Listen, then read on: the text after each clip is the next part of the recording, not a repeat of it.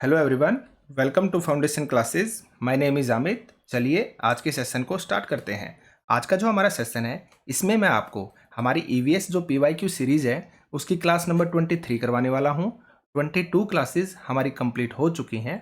आप प्लेलिस्ट में जाकर उन क्लासेस को देख सकते हैं। ये क्लासेस आपके लिए मोस्ट इम्पोर्टेंट है, क्योंकि अब जो मैं आपको पीवाईक्यू क्वेश्चंस करवा रहा हूँ ना, ये आपका जो लेटेस्ट सीटेट हुआ था, जो कि आपका दिसंबर 2022 से आपका फेब 2023 तक चला था, यानी कि एकदम लेटेस्ट वाला जो सीटेट उसके क्वेश्चंस हैं। तो आप समझ सकते हैं ये क्लासेस आपके लिए कितनी ज़्यादा इंपॉर्टेंट है।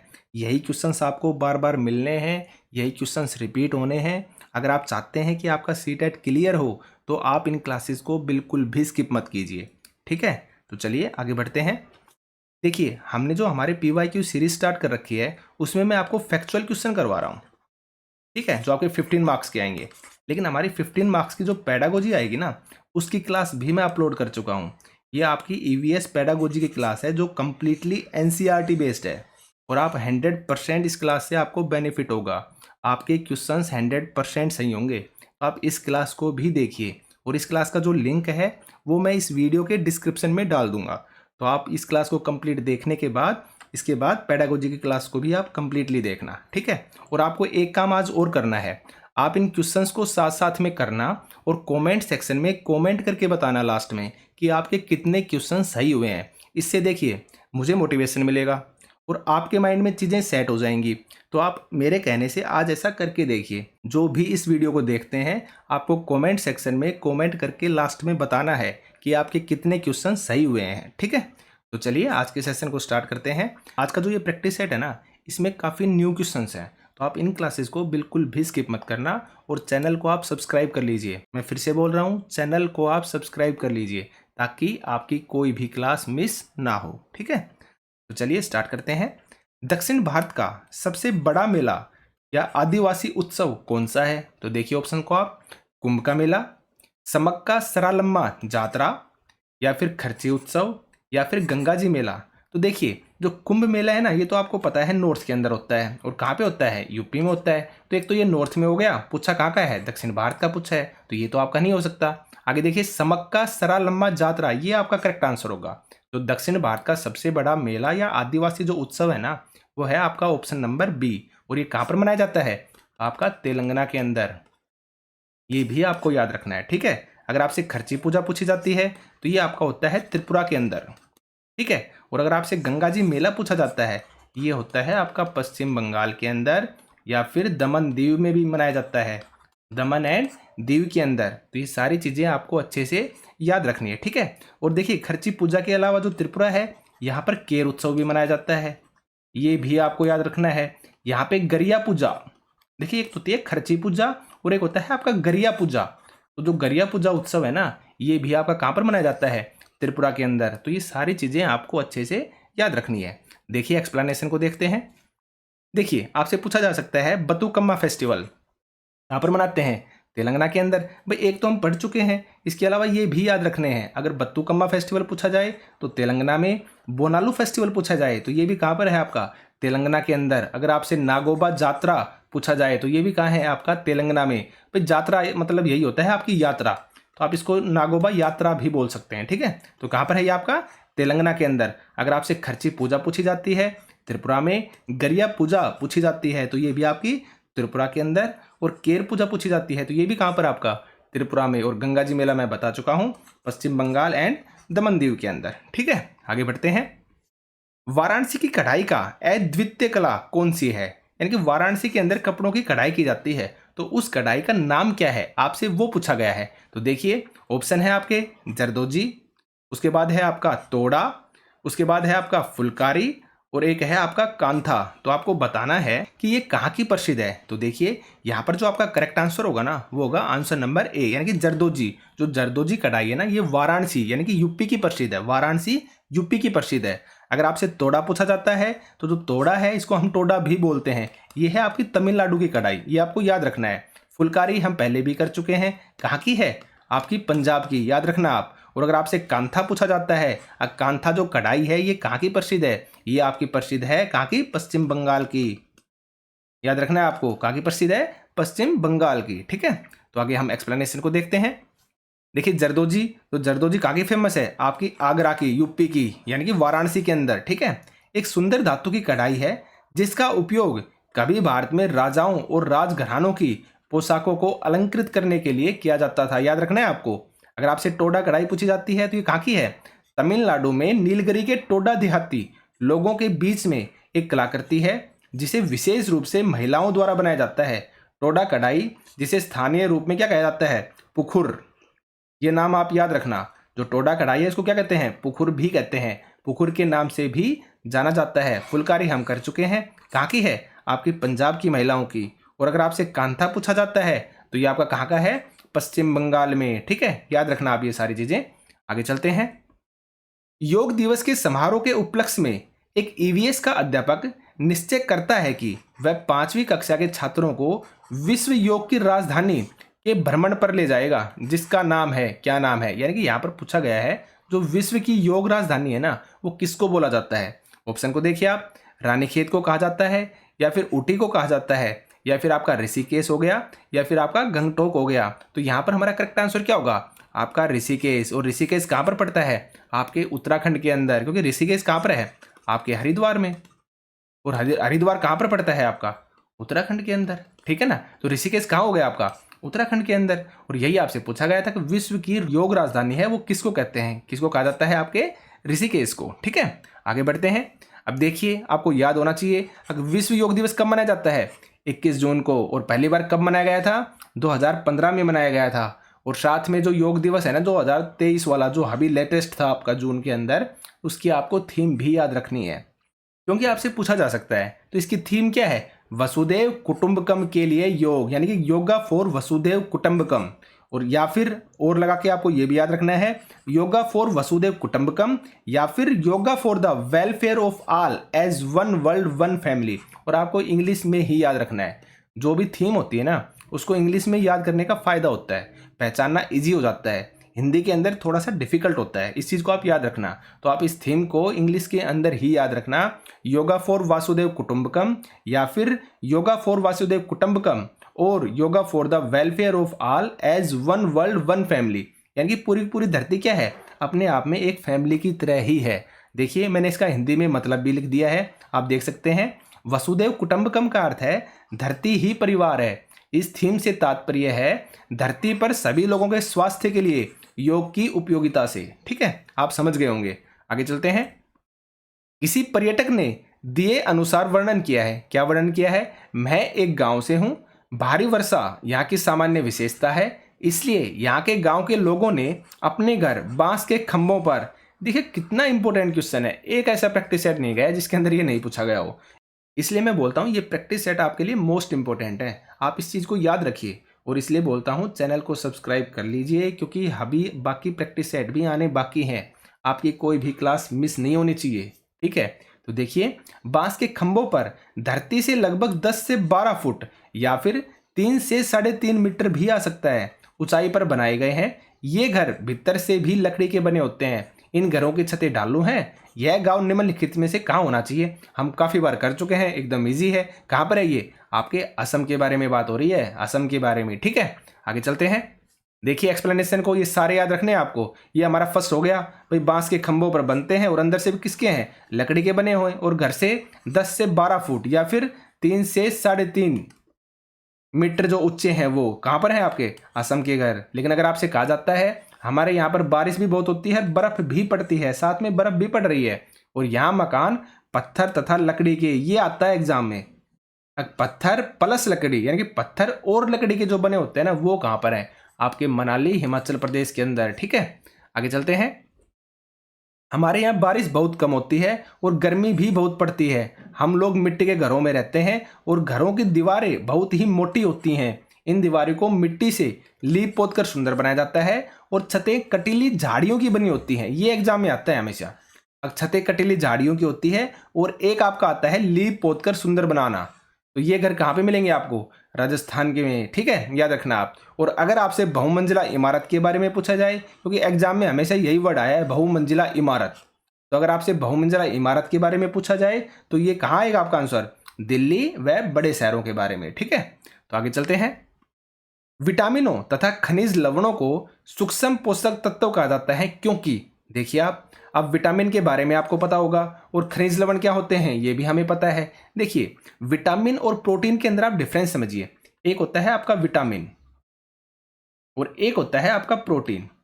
तो मैंने पहले भी ये बताया है, जो विटामिन होता है ना, ये करता है हमारे शरीर की विभिन्न रोगों से रक्षा। मेनली जो विटामिन का काम होता है ना, वो यही होता है, अब विभिन्न रोगों से शरीर की रक्षा करना। लेकिन जो प्रोटीन होता है ना, प्रोटीन हमारे शरीर को हष्ट पुष्ट बनाता है, यानी कि हमारे शरीर में अगर कोई टूट फूट है ना, तो उस टूट फूट को सही करने का जो काम करेगा ना, वो आपका प्रोटीन करेगा।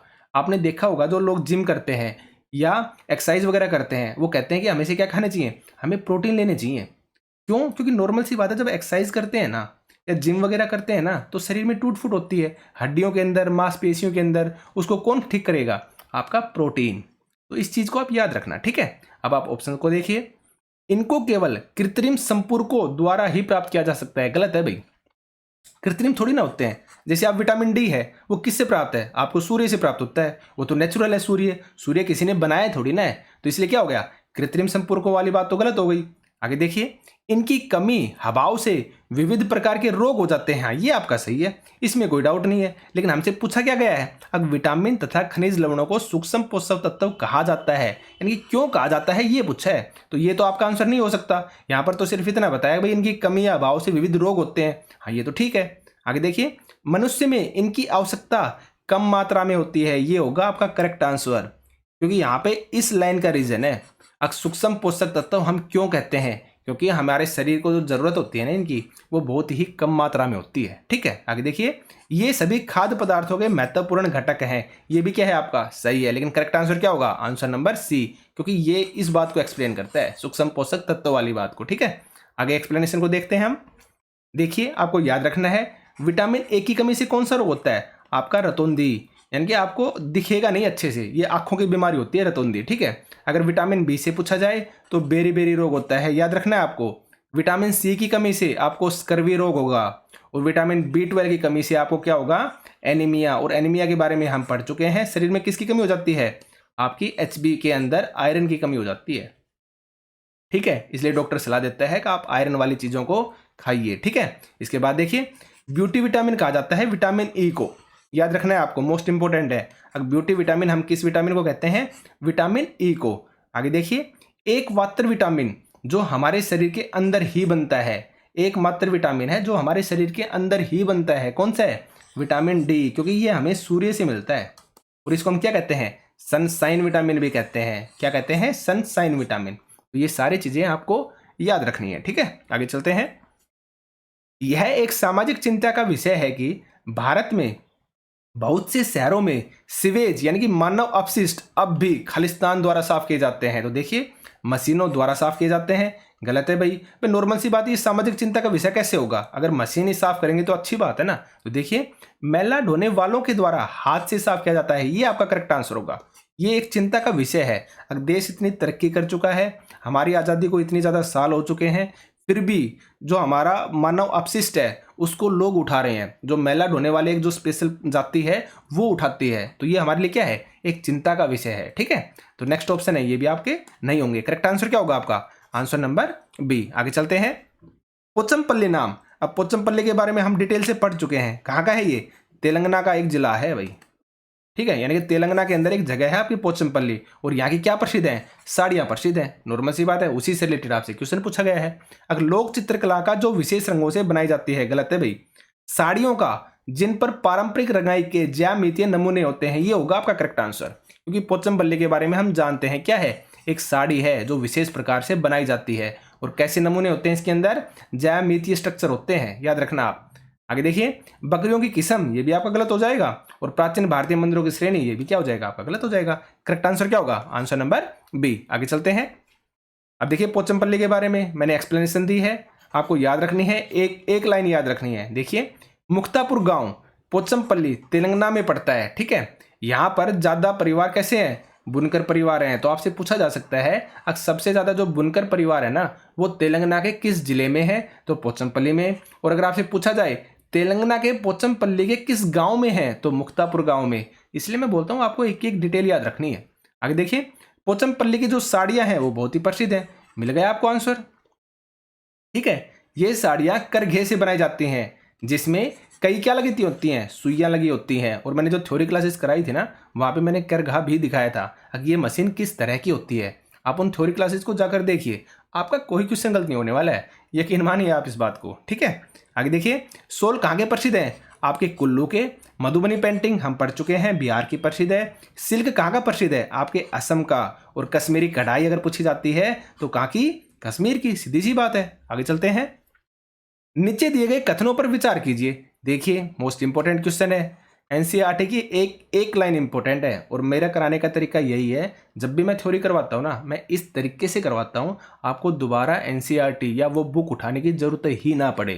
तो इसलिए आप उन थ्योरी क्लासेस को देख लीजिए, 10 से 12 थ्योरी क्लासेज हैं, उनसे बाहर कुछ भी नहीं मिलने वाला है। ठीक है, और जो पेडागोजी की क्लास है वो भी मैं बता चुका हूँ कि आप ईवीएस पेडागोजी की जो क्लास है ना, वो आपको डिस्क्रिप्शन में लिंक मिल जाएगा, तो उसके बाद आप उस क्लास को देख लेना। अब मैं मोस्ट इंपॉर्टेंट जो चीज़ें हैं ना, वो आपके लिए अपलोड करने वाला हूँ, इसलिए मैं बोल रहा हूँ आप चैनल को सब्सक्राइब कर लीजिए। ठीक है, ताकि आपकी कोई भी क्लास मिस ना हो। आगे देखिए, लेफ्टिनेंट कमांडर वहीदा प्रिज्म भारतीय नौसेना में डॉक्टर हैं, ये तो आपकी बात सही है। आगे देखिए, वहीदा प्रिज्म एक बहुत छोटे गांव से है और उनकी पढ़ाई सरकारी विद्यालय में हुई है, ये भी आपका सही है। आगे देखिए, वहीदा प्रिज्म पहली महिला हैं जिन्होंने एक परेड की कमान संभाली, ये भी आपका सही है। आगे देखते हैं, वहीदा प्रिज्म मेडिकल ऑफिसर हैं और रोगियों को दवा ही देती हैं, गलत है भैया, ये आपका नहीं होगा। तो यहां पर हमारा करेक्ट आंसर क्या होगा? ए, बी और सी। देखिए कहां पर है, यानी कि आंसर नंबर सी। अब हम एक्सप्लेनेशन को देख लेते हैं।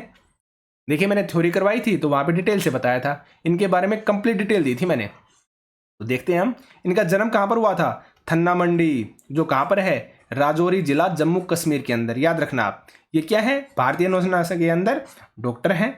इन्होंने जम्मू मेडिकल कॉलेज से 5 साल पढ़ाई की व एमबीबीएस की परीक्षा को पास किया था।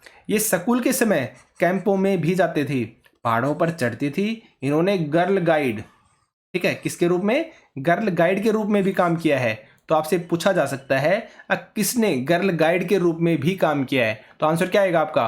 कमांडर फौजी वहीदा। और वहां पर आपको 100% बछेंद्री पाल भी मिलेगा, क्योंकि गर्ल गाइड माइंड में आती है, हमारे माइंड में सिर्फ यही आते हैं, अब भाई गर्ल क्या कर रही है? गाइड कर रही है माउंटेन पर जाने के लिए, पहाड़ों पर चढ़ने के लिए, और हम उसमें किसको चूज करेंगे? बछेंद्री पाल को। लेकिन आपका आंसर क्या आएगा? फौजी वहीदा। याद रखना आप, ये ट्रिकी क्वेश्चन बन सकता है भाई। आगे देखिए, इन्होंने बताया कि नौसेना में जब परेड होती थी तो पीछे 4 टुकड़ियां चलती थी, परेड के दौरान 36 निर्देश देने होते थे। ये आपका सीटेट के अंदर आ चुका है। ठीक है, मैं जो पहले प्रैक्टिस सेट करवा चुका ना, उनके अंदर मैं इस क्वेश्चन को करवा चुका हूं, तो ये मोस्ट इंपोर्टेंट क्वेश्चन है आपका, याद रखना आप। ठीक है, आगे चलते हैं। वहीदा प्रिज्म नाम इन्हें इनके पापा ने दिया था, क्योंकि प्रिज्म एक ऐसा कांच होता है जो 7 रंग दिखाता है, इसलिए इनके पापा चाहते थे कि ये इसी तरह से अपनी पहचान बनाए, और इन्होंने पहचान बनाई भी भाई। ठीक है, आगे चलते हैं। अंतरिक्ष की यात्रा के लिए निम्नलिखित में से किसका उपयोग किया जाएगा? देखिए, एक नॉर्मल अंडरस्टैंडिंग का क्वेश्चन है। एक उपग्रह का, गलत है भाई, उपग्रह तो ऊपर ही होते हैं, नॉर्मल सी बात है। एक रॉकेट का, हाँ ये आपका सही होगा। आगे देखिए, एक हवाई जहाज का, ये भी आपका गलत है। एक उल्कापिंड का, ये भी आपका गलत है। करेक्ट आंसर क्या होगा? आपका रॉकेट होगा भाई, जिसके अंदर बैठकर जाएंगे ना, तो रॉकेट का यूज तो किया जाएगा। आगे देखिए, लोग गांवों से शहरों और कस्बों की ओर स्थानांतरित होते हैं, तो यहां पर पूछा गया है कि वो क्यों होते हैं। तो देखिए आप, बेहतर स्वच्छता तथा खुली जगह के लिए, गलत है भाई। भाई बेहतर स्वच्छता तो ठीक है भाई, शहर में आपको स्वच्छता ज़्यादा मिल जाएगी, लेकिन खुली जगह नहीं मिलेगी, वहां पर तो सब लोग कंजेस्टेड ही रहते हैं। ये एक नॉर्मल अंडरस्टैंडिंग का क्वेश्चन है। आप आगे बढ़िए। बेहतर गुणवत्ता की वायु तथा स्वास्थ्य सुविधाओं के लिए, ये भी आपका गलत है, क्योंकि बेहतर गुणवत्ता की जो वायु है ना, वो शहर के बजाय कहाँ मिलेगी? आपको गाँव के अंदर ही मिलेगी। ठीक है, लेकिन हाँ, स्वास्थ्य सुविधाएं आपको शहर में ज़्यादा मिल जाएंगी, ये आपका हो सकता है। आगे देखिए, बेहतर रोजगार के अवसर तथा शैक्षिक सुविधाओं के लिए, हाँ ये आपके दोनों सही हैं भाई। रोजगार के जो अवसर हैं वो भी गांव की बजाय शहर में क्या है? ज़्यादा है। और जो शैक्षिक सुविधाएं हैं वो भी कहाँ है भाई? नॉर्मल सी बात है, आज भी हम क्या करते हैं? गांव से शहर में किस लिए जाते हैं? आगे की पढ़ाई करने के लिए, शिक्षा के लिए, कोचिंग वगैरह के लिए, इसलिए तो जाते हैं ना। तो ये बात तो सही हो गई। अब बाहर क्या है? रोजगार के अवसर भी हैं और आपकी शैक्षिक सुविधाएं भी हैं, तो रोजगार, इसकी वजह से क्या हो गया? सही हो गया आपका ये। आगे देखिए, बेहतर गुणवत्ता का जल तथा सामाजिक नियमों के लिए, ये आपका गलत है भाई। ठीक है, तो करेक्ट आंसर क्या होगा आपका? Answer number C. ठीक है, आगे चलते हैं। हम शहरी क्षेत्रों में यह देखते हैं कि अधिकांश कुएं जो लगभग 40 वर्ष पूर्व पानी भरने के लिए उपयोग किए जाते थे अब सूख गए हैं। इन कुओं में पानी के सूखने के नीचे दिए गए संभावित कारणों पर विचार कीजिए। तो देखिए, यानी यहाँ पर पूछा गया है कि भाई जो 40 वर्ष पूर्व जो कुएं यूज होते थे ना, वो आज बंद कैसे हो गई, वो आज सूख कैसे गए हैं, उन कारणों के बारे में बात की जा रही है। तो देखिए, आप कोई भी कुओं का उपयोग करना नहीं चाहता है क्योंकि सभी घरों में टोंटियां लगी है। गलत है भाई, ये एक नॉर्मल स्टेटमेंट में, ऐसा थोड़ी ना है भाई टोंटियों में पानी कैसे आएगा, वो भी तो कुएं से आ सकता है ना। तो ये कोई तो स्टेटमेंट नहीं हुई, ये तो आपकी गलत हो गई। ठीक है, आगे देखिए, लोग विद्युत मोटर द्वारा भौम जल खींचना पसंद करते हैं, ये सही है आपका। नॉर्मल सी बात है, हर इंसान ने क्या लगा रखी है, अपनी मोटर लगा रखी है। और मोटर लगा रखी है तो क्या करते हैं भाई, धरती से ही तो पानी खींच कर लेके आते हैं ना, जो भौम जल है उसी को तो खींच कर लाते हैं ना। तो भौम जल कहाँ से आता है, पानी आपके कुओं से आता है। कुएं कहाँ है, आपकी धरती में ही तो बनाए जाते हैं ना। तो इसलिए क्या हो जाएगा, ये तो सही है आपका। आगे देखिए, पेड़ों, कुओं और आसपास की जमीन को अब सीमेंट कोलतार द्वारा ढककर वातावरण को साफ बना दिया गया है, ये भी आपका सही है। ये किस लिए सही है भाई, नॉर्मल सी बात है, ज़्यादातर जो सड़कें हैं, ज़मीन है, सबको क्या कर दिया गया है, एक तरह से पक्का कर दिया है। तो इसलिए जो भौमजल है ना, वो भी नहीं जा पा रहा धरती के अंदर, यानी कि जो धरती है वो भौमजल को सोख ही नहीं पा रही है। और जब धरती में पानी नहीं होगा तो कुओं में पानी आएगा कहाँ से। तो ये भी क्या है आपका, सही है। आगे देखिए, जिन झीलों तालाबों में वर्षा का पानी इकट्ठा होता था अब वहां नहीं है, उन स्थानों पर ऊंचे भवन देखे जा सकते हैं, ये भी आपका सही है। तो करेक्ट आंसर क्या होगा आपका, बी, सी और डी। तो देखिए कहां पर है, आंसर नंबर बी। ठीक है, आगे चलते हैं। नेक्स्ट क्वेश्चन है आपका, घर में बच्चों से धीरे धीरे खाने के लिए एवं अच्छी तरह चबाने के लिए कहा जाता है, तो इन सबका सबसे उपयुक्त कारण पूछा है, सबसे उपयुक्त कारण कौन सा है। तो देखिए आप, वे कम खाते हैं। गलत है भाई, भाई चबाने से ऐसा थोड़ी ना है कि आप कम खाना स्टार्ट कर देंगे, ऐसा तो नहीं है। उनके दांत सुरक्षित रहते हैं, ये भी गलत है भाई, कम खाना खाने से या अच्छे से चबाकर खाने से उनके दांत सुरक्षित कैसे रह सकते हैं, ये तो गलत है आपका। आगे देखिए, वे खाते समय पानी नहीं पीते, ये भी आपका गलत है, ऐसा थोड़ी ना, ये तो कोई लॉजिक नहीं हो रहा। आगे देखिए, उनके भोजन का पाचन सही ढंग से होता है, ये आपका करेक्ट है। हमसे क्या बोला जाता है कि आप खाने को चबा चबा कर खाइए, धीरे धीरे खाइए। कितनी बार चबाइए, 32 टाइम्स हमसे बोला जाता है। तो यहां पर हमारा करेक्ट आंसर क्या होगा, सिर्फ और सिर्फ आंसर नंबर डी। ठीक है, आगे चलते हैं। नेक्स्ट क्वेश्चन को देखिए, सड़कों का सर्वोच्च वर्ग यानी कि सबसे ऊपर वाला वर्ग जो अधिकतर 6 पथ या अधिक का होता है, क्या कहलाता है। एकदम इजी क्वेश्चन है, हर कोई बता देगा, क्या कहलाता है आपका, एक्सप्रेसवे। ठीक है, तो आपका करेक्ट आंसर क्या हो जाएगा, आपका आंसर नंबर सी। आगे चलते हैं। निम्नलिखित पहेली हल कीजिए। सिर पर मेरे ताज है, सुंदर नाच दिखाता हूं, सुंदर पंखों का नाज है, मैं हूं कौन। तो देखिए नॉर्मल सी बात है, हर कोई बता देगा, सिर पर क्या है, मेरे ताज है, और सुंदर नाच क्या करता हूं, मैं दिखाता हूं। सुंदर पंखों पर मुझे क्या है, नाज है। किस बारे में बात की जा रही है, आपके मोर के बारे में, और ये एनसीईआरटी के अंदर कविता दी गई है। ठीक है, आगे चलते हैं। दमन एवं दीव की लोकप्रिय कला एवं शिल्प कला कौन सी है। मैंने बताया था ना, आज के बहुत ही ज्यादा आपको न्यू क्वेश्चंस मिलेंगे, और आगे जो भी मैं सेट लेकर आऊंगा ना, उनमें सारे न्यू क्वेश्चंस ही हैं। तो आप इन क्लासेस को बिल्कुल भी स्किप मत करना। ठीक है, तो देखिए, बांस की शिल्पकारी। देखिए, जो बांस की शिल्पकारी है ना, ये आपकी मणिपुर के अंदर होती है। कहां पर होती है, मणिपुर के अंदर। जो बांस है ना, वो सबसे ज्यादा मणिपुर के अंदर ही मिलता है आपको। ठीक है, फरली चित्रकारी हम पढ़ चुके हैं पहले भी, कहाँ की है, आपकी महाराष्ट्र की। ये भी आपका आंसर नहीं हुआ, क्योंकि यहां पर पूछा जा रहा है दमन एवं दीव की। आगे देखिए, पत्थर की शिल्पकारी, ये भी आपका नहीं हो सकता। नेक्स्ट है आपका कछुए के कवच की शिल्पकारी, ये होगा आपका करेक्ट आंसर। जो दमन और दीव है ना, वहां पर कछुए के कवच की जो शिल्पकारी है ना, वो की जाती है। पर नॉर्मल सी बात है, वैसे भी दमन दीव कहां पर पड़ता है, आपका पानी के अंदर ही तो पड़ता है ना। तो वहां पर क्या मिलेंगे आपको, कछुए मिलेंगे। मैं याद करने की ट्रिक बता रहा हूं। तो कछुए के कवच की शिल्पकारी कहां मिलेगी आपको, दमन एवं दीव के अंदर। ठीक है, एक्सप्लेनेशन को देखते हैं हम। बेंत व बांस के शिल्प के अगर प्रसिद्ध पूछा जाए ना आपको, बेंत व बांस के शिल्प के लिए कौन सा जिला या कौन सा राज्य प्रसिद्ध है, तो कौन है आपका, मणिपुर। याद रखना आप। वर्ली कला हम पढ़ चुके हैं, कहाँ की है, महाराष्ट्र की। मधुबनी हम पढ़ चुके हैं, कहाँ पे है, बिहार के अंदर। अगर आपसे कलमकारी पूछी जाती है तो आंध्र प्रदेश के अंदर। और अगर आपसे काष्ठ कला या वुडन आर्ट पूछा जाता है तो राजस्थान का प्रसिद्ध है, याद रखना आप। और लावणी नृत्य, ये नृत्य है भाई, तो लावणी जो नृत्य कहाँ का प्रसिद्ध है, आपके महाराष्ट्र का। और इसी तरह अगर आपसे चेराव नृत्य पूछा जाता है तो कहाँ का प्रसिद्ध है, मिजोरम का। अगर आपसे कुडुख भाषा पूछी जाती है, ठीक है, हम पढ़ चुके हैं कुडुख, कुडुख भाषा कहाँ की है आपकी, झारखंड की। तो ये सारे छोटे छोटे फैक्ट हैं जो आपको 100% याद रखने हैं, और इन्हीं में से क्वेश्चन आएगा आपको घुमा फिरा कर। ठीक है, आगे बढ़िए।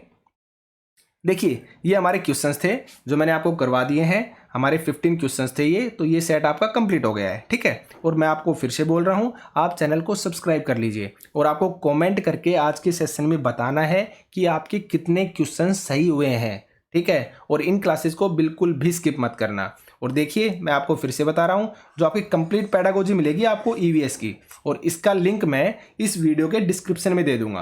तो आप जब इस वीडियो को कंप्लीट देख लेंगे एमसीक्यू वाली को, उसके बाद आप कंप्लीटली जो पेडागोजी की क्लास है ना उसको पक्का देखना। आपके जो पेडागोजी के क्वेश्चन हैं वो भी गलत नहीं होंगे। ठीक है, तो आज के सेशन में सिर्फ इतना ही था। Thank you.